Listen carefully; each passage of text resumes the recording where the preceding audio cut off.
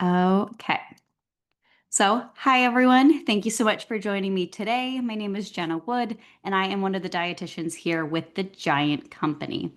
Uh, Today's class is a little bit different. If you've joined us in the past, welcome. If you're new, welcome as well.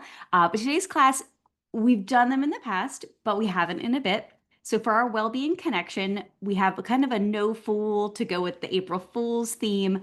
But tonight we wanted to have kind of an open Q&A since you all asked such great questions during class. We requested some. I got a couple questions, so I'm going to answer those first. But if you have any questions that come up during class, please do pop them in the regular, like the Q&A box, not the regular chat, because that goes so fast. The Q&A box is where you're going to want to drop any questions that you have for today's session. I have some pre-submitted, and then we'll get to as many as we can in the Q&A box. With that, just like we preface all of our classes with our disclaimer, this is meant to be general nutrition. I can't answer specific things for your health because although you probably see us more than you see other health professionals, I'm not your one-on-one dietitian. So I can give very general nutrition advice related to topics. And I am perfectly comfortable knowing when I don't know something, so I can always, get back to you, or we can save those questions for another Q&A. But let us get started. So there are some really great questions. There were some that were pre-submitted or that were asked all the time. And I think one that I find is a fascinating question and something I like talking about a lot. We often, in the realm of diabetes, get asked, what is an A1C? And I'll say, for people who donated blood with the Red Cross last month, I believe, they were doing free A1C checks because it is something that, is important for your overall wellness to have checked, whether you have diabetes or not, to maintain, good health. So the A1C, or you probably have seen hemoglobin A1C, is a test that measures, so we're going to get a little technical, but it measures the percentage of hemoglobin in your blood cells that has sugar attached to it. So that is how, we are assessing it in terms of, diabetes and blood sugar levels. Hemoglobin, if you're not familiar, is a protein within our bloodstream, within our red blood cells that carries the oxygen we need. So super important. So how it works is, and you've probably heard if you've had this test done before, is that it is measuring your blood sugars over the course of about 3 months. And that's why it's really nice to have checked if you're making dietary and lifestyle changes related to diabetes. It's going to be a good one to check every 3-4 months if you're making those changes, or if you're not, to see how your blood sugars are handling it. So everybody, whether you have diabetes or not, has sugar attached to those hemoglobin cells. We need it. It's a transport. We need blood sugar to just survive. So we all have it, but people who have uncontrolled diabetes will have higher percentages of it attached to their hemoglobin. So the reason it's 3-ish months is because that's the average lifespan of a red blood cell. So they are regenerating all of the time, but you, in theory, will have new red blood cells by the end of that 3-month period, so you can see what those average blood sugars are running. So I find that fascinating. I love all that kind of stuff. So that is what an A1C is. In terms of levels, anything below 5.7%, so it's always showed as a percent, what percentage of those, hemoglobin are attached to the sugar. Under 5.7% is considered normal. So that's a great number to have. If you're between 5.7 and 6.4, this would be considered pre-diabetes. So you're in this realm of you don't have diabetes quite yet. This would be a really great time to make some changes so you do not convert over. And then if you have a percentage of 6.5 or higher, over two, at least two, blood draws, that would be considered type 2 diabetes. So just some fun things there. This picture looked delicious. But we get asked a lot, and rightly so. I feel like protein is having such a moment, and it is such an important macronutrient. But we're often asked, how much do we really need? Am I eating enough? And again, like I kind of prefaced at the beginning, it depends on how much you're going to need. The exact amount you'll need will depend on your activity level. Are you lifting a lot of heavy weights? Your age, how much muscle mass you currently have, your overall health. There are going to be health conditions that require more or less. Um, if you are actively trying to lose weight, there may be some benefit to having higher levels of protein to avoid excessive muscle loss because we all lose some muscle when we're losing weight. Unfortunately, we can't just choose fat to be lost. We do lose some lean body mass, but the more protein and, strength training we do in that phase of weight loss, the better off we tend to be. So, protein is super, super important. Most Americans, I would say, probably get enough, but I'd argue from, having spent years counseling people, we don't tend to spread it out very well over the course of the day. And while there used to be misconceptions about if you eat more than 20 grams in a serving, you're not going to absorb it, and none of that is true. It just won't be utilized necessarily as effectively if you're consuming tons and tons at one meal. The best case scenario is consuming protein throughout the day. So, protein at breakfast, which tends to be the hardest one for most people, protein at snack time, and then protein at lunch and dinner, or whatever your meals look like. Every time, trying to get in some amount of protein. Again, the exact amount will vary person to person, but protein just tends to be very satiating, so it keeps us fuller longer. So it tends to be very nice for weight management and those purposes.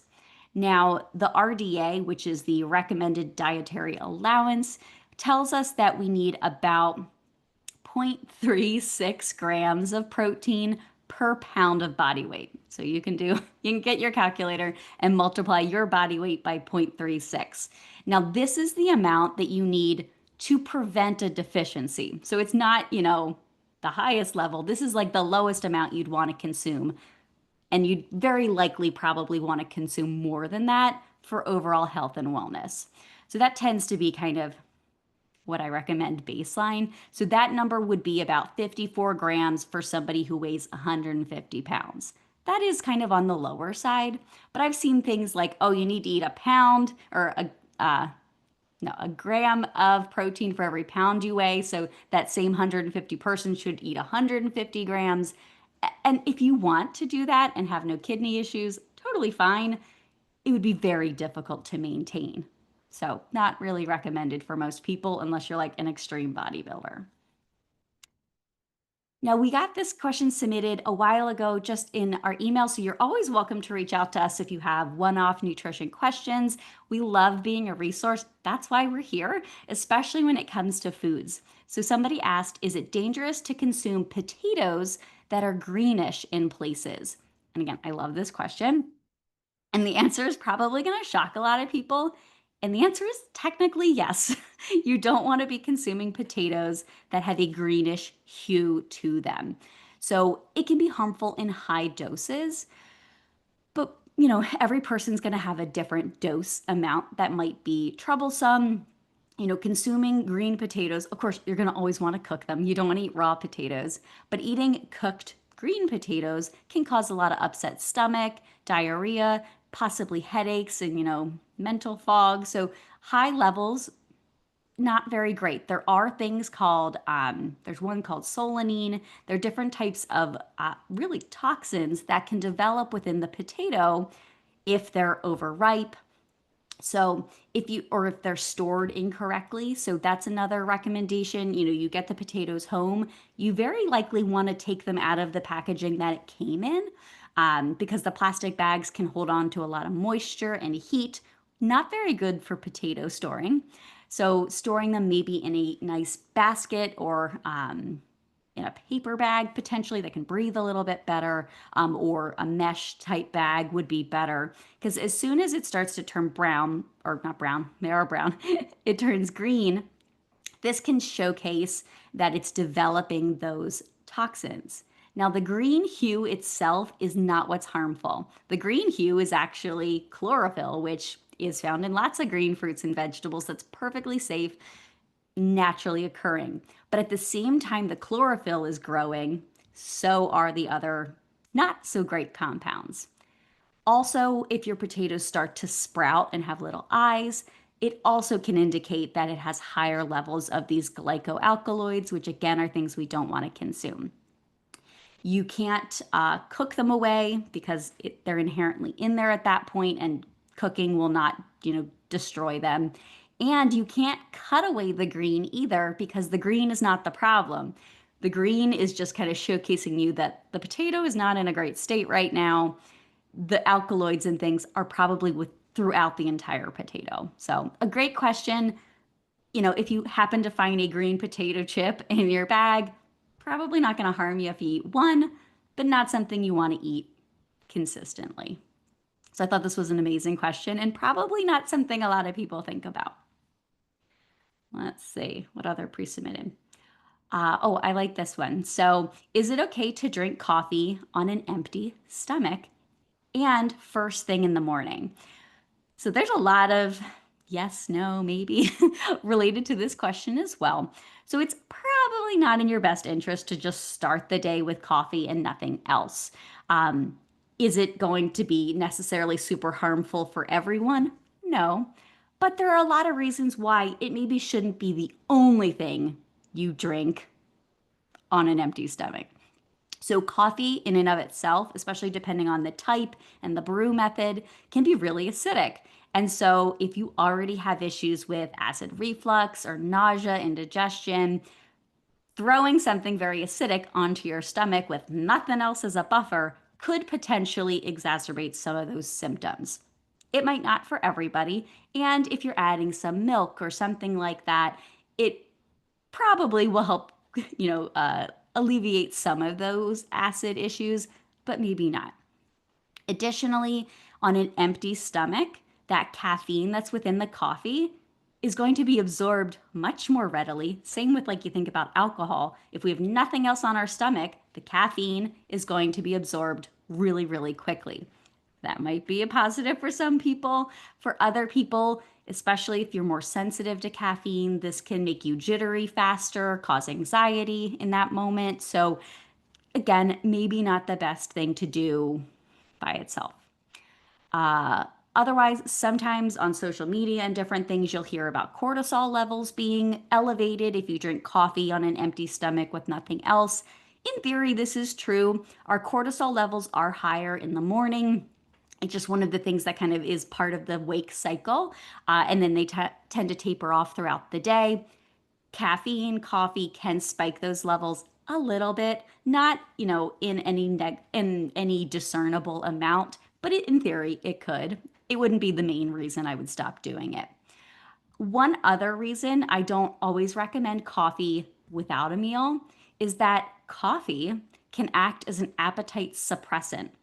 And while that might be beneficial for some people who are looking to eat less, more often than not, you want to be consuming something within that early morning or whatever time period you're waking up. And if you're further suppressing your need to eat, it might be a long time before you get something in. So that can also, be one factor, which you can take either way. And one other, I think the most important piece of should you drink coffee on an empty stomach or first thing is whether or not you're taking certain medications. So just like you probably may read on your medication label that it should be consumed on an empty stomach and then spaced apart from certain foods and nutrients, caffeine or coffee is definitely one of those. So I always recommend speaking with your pharmacist, your healthcare provider about the medications you're taking and when you're supposed to take them, if you're supposed to wait a certain amount of time before food and beverages other than water. The big ones that come to mind are certain types of thyroid medications. Those often, like the recommendation is a minimum of 30 minutes to an hour after taking the medication. Caffeine and coffee is one of the main things they call out that can increase or decrease the efficiency of the medication doing what it's supposed to. Certain diabetes medications, anxiety medications. So there's a bunch. Something you may want to look into if coffee is your first, like you drink a cup of coffee really quickly after waking up and you take those medicines. There we go. So, speaking of kind of early morning, we get questions a lot about intermittent fasting and whether or not it's a good thing to do or can be harmful.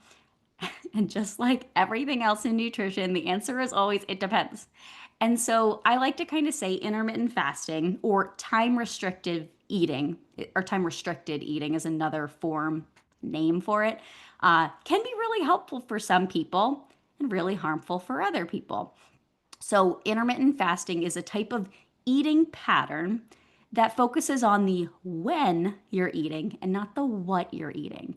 So, I think even though it can have some benefits, I think as a dietitian, we still want to think about the what we're eating, which some people who promote intermittent fasting are like, it doesn't matter what you eat, it still does for health.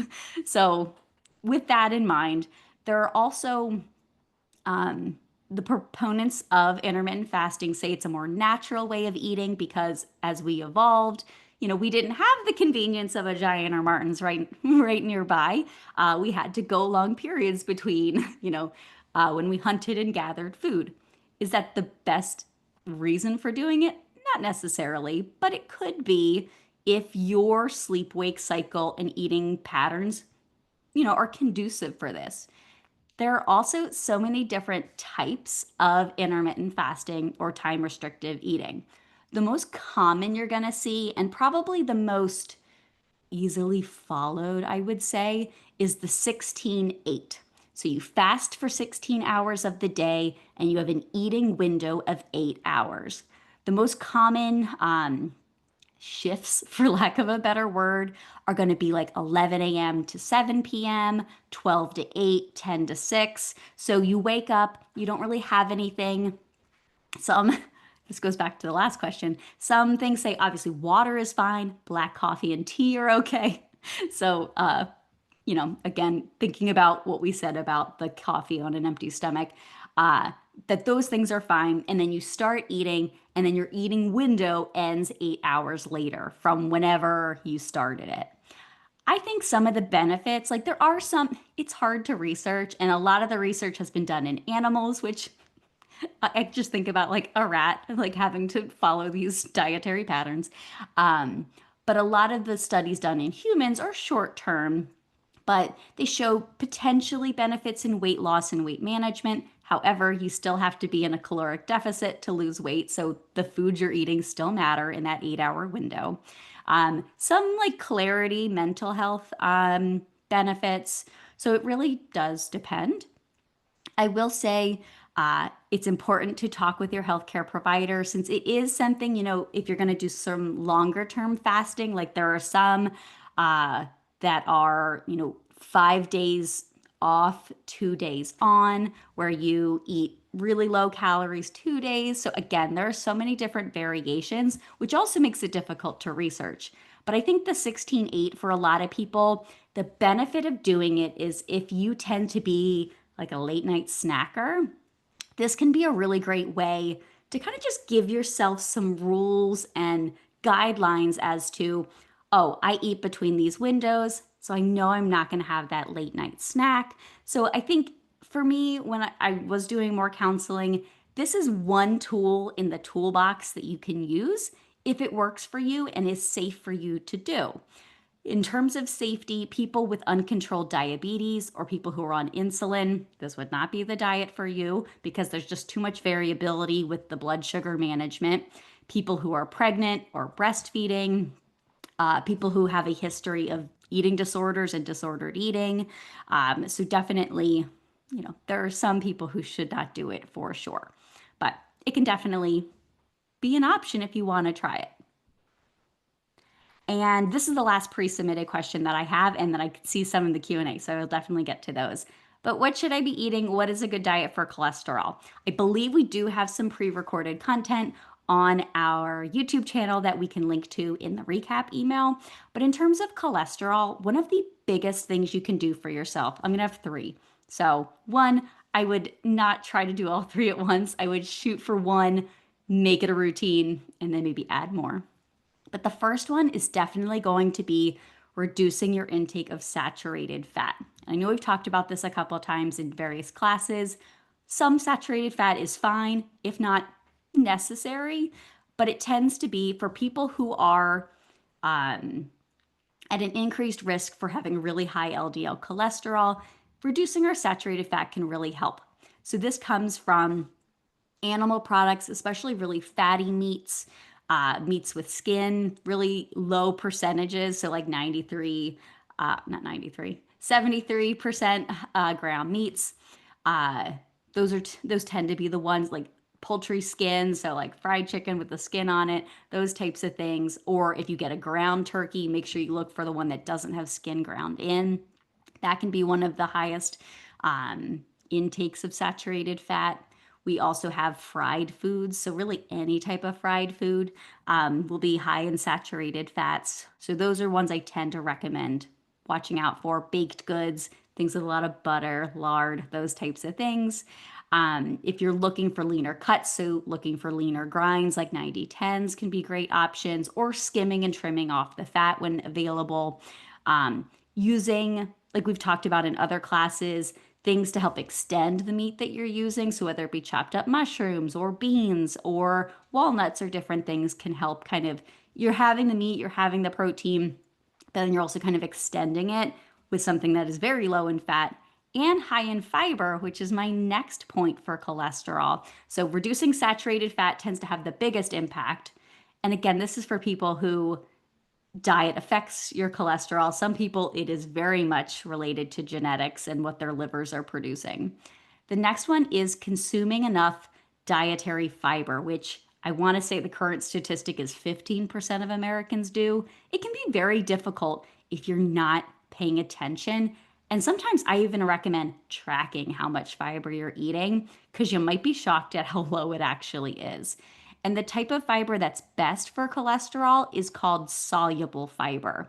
And this is found in foods like whole grains like oatmeal, popcorn, barley, oat bran, and wheat bran are also really great sources. So they're not whole grains, but it's the part of the grain that has a lot of that soluble fiber.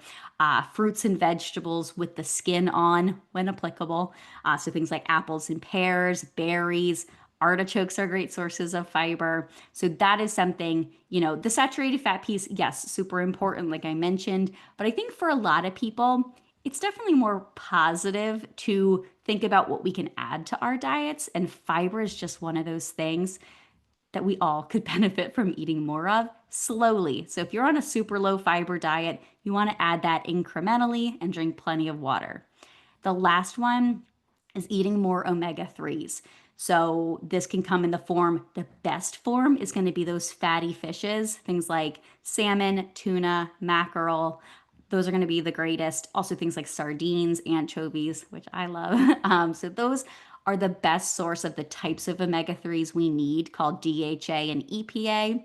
We can get omega 3s from plant based foods like walnuts, chia, flax, hemp seeds. The only issue is that our bodies then have to convert that type into the type we need, and we're not very good at that. So, you would, in theory, need to consume more. So, if you can, eat fish. So whether you're not a vegetarian, vegan, or you're not allergic, the recommendation is to eat fish twice a week. So those are the three: less saturated fat, more soluble fiber, more omega 3s. Additionally, if you're looking for like a dietary plan that can be helpful for cholesterol, the Mediterranean diet, and the lesser known, it's called the TLC diet, not like the band. That is another one that's kind of specifically formulated for cholesterol. It's going to have the same, guidelines I kind of just mentioned, but those are, if you're looking for like plans and meal plans and things like that, those would be two good ones to look for. Now we have, oh gosh, I talked for a while. So I see some questions, and if we don't get to your question, I'm going to save them because I love doing these styles of classes because I think, we get to talk about a bunch of different things. So someone says, how can I become more in tune with appropriate portion sizes without measuring or tracking everything? Sometimes I'm worried I eat too much or too little without measurements. How do I work through that without turning or tracking apps or rules? Absolutely. If tracking is not a good idea for you, which a lot of people it's not, or it can just be overwhelming and not something you want to do, I would start, I guess there's two things. There is a method with using your hand that can be helpful. So, like the palm of your hand is supposed to be like a serving of the protein you're consuming. A cup is about like the size of your cupped hand. Um, I also tend to recommend, like, I think we have some videos about mindful eating. So, even if you serve yourself a larger portion, if you are slowly eating, you're taking, you're actually chewing your food, you're putting your fork down, over time, you'll start to notice some of those hunger fullness cues a little bit more clearly. And if you like really aren't interested in your food anymore and you're starting to think about other things, that might be an indicator to stop eating right then. You can always hopefully, package up the food, eat it later when you feel hungry again. But I think using your hand, we can send out if there's any resources like with what else, like, you can kind of just have a general guide or like a piece of fruit is about like the size of your fist. So like an apple or something like that. So there's a lot of different ones like that. I would say like instead of having to track all the time, if there are certain foods that you feel like you tend to over or under eat, measure it once or twice. Like, let's say you really love potato chips and you don't want to give them up because it's just a food that makes you happy. Totally fine. Measure, like, pour out how much you want or think you would serve yourself and kind of see, like, how much actually is it? Would I be satisfied with less? And kind of just work from there for foods, especially foods that you feel like you overeat. Maybe it's grains, like try using a measuring cup a couple times to just eyeball and kind of see like what does a good portion for me look like. And of course everybody has different portions, so that can kind of vary. But those are two. I know the one is semi-tracking, but I think that can help initially. Someone asked, is pea protein a good source of protein? I see it in some plant-based products I buy. Yes. Oh goodness. So pea protein. Oh goodness. I cannot remember off the top of my head if it's considered a complete protein, which doesn't really matter in the grand scheme of things anymore, but it is a good source of protein. It's not going to be the most bioavailable and like the best source of protein. If you remember this month, we've talked a lot with Impossible Foods. They have soy. Soy is going to be one of the, or the best plant-based source of protein that's like comparable to meat type proteins, because animal proteins tend to be the most bioavailable, having the most nutrients and amino acids we need. But pea protein is definitely up there. And I think a lot of products use pea protein because soy is a very common allergen. So, yeah, absolutely. It's definitely a good source. If it says, there's 20 grams of protein, are you absorbing all 20? Maybe not, but I wouldn't worry about getting into the weeds about that. Any benefits of oat milk? So it's a non-dairy milk, which can be a good thing for people who are looking for non-dairy milk options. I would say it tends to be higher in carbohydrates and significantly lower in protein than other plant-based milks, which again, depending on your needs, your desires, could be a good or a bad thing. Not always the greatest. Like you want, and as we mentioned, protein's super important. So if you aren't getting protein elsewhere in whatever meal you're consuming the plant-based milk, I think it would matter more. So that plant-based milks that tend to be more nutritionally balanced and similar to a cow's milk would be things like soy milk again, and actually the pea protein milks, things like Ripple, and I want to say there's other brands, they tend to have a good amount of protein, like 8-9 grams per 8-ounce serving.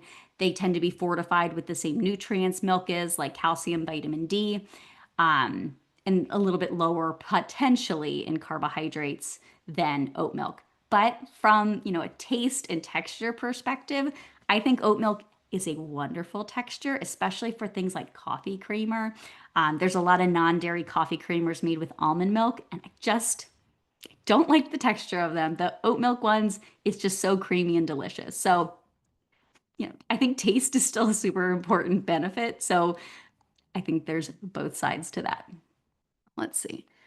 Okay, it is 7:30. I'll answer one more question. So, and yeah, so I will save all of the questions that you have in the Q&A box because I'm really glad you were interested in today's Q&A. I will save them so that we can get to them at another time, or you're always welcome to email if you need it sooner. But someone asked, which is better, whole fat or non-fat Greek yogurt? I need something to keep me full in the morning with my granola and fruit. An amazing question. So, you're always going to hear us say it depends because it does depend.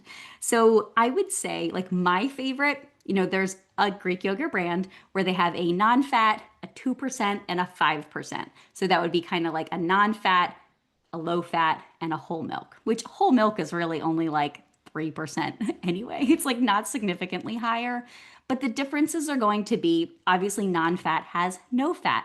But if you're consuming granola or something with the meal, or maybe you're putting nuts on your yogurt or flaxseed or chia seeds or something that does have fat, it really wouldn't matter so much because, you're getting some healthy fats from the topping. Uh, I wouldn't worry typically from like a cholesterol or other thing perspective when it comes to high fat dairy in the form of like yogurt and milk. Those tend to be proven safe for people. The other thing, whole fat yogurts tend to be really satiating, meaning they keep you full and satisfied. I also think they just taste a little bit more delicious too. But if calories are within your realm of things you're watching out for, a whole fat yogurt's going to be a lot higher in calories than a non fat. So I tend to kind of split the difference and always pick like a low fat. So you're getting some fat in there because fat is definitely going to keep you full, which is, I think, what your main concern was. So, and you can always, what I love is kind of be your own little experiment. Like try the non fat, see how long that keeps you full. Then maybe for a couple days, try the low fat. Then try the whole milk. And if you find that the whole milk one is what's keeping you satisfied, tastes the best, then that would be the one I'd choose. I think that's a really, really good question. And that would go for milks and anything else as well. But I'm going to stop sharing my screen. I hope you enjoyed our class tonight. And I think just was so interesting the kind of questions you all asked. I'm going to comb through some of the Q&A questions we got and then maybe address them in another Q&A class. But I am so grateful for you joining me today, and I hope you have a wonderful evening.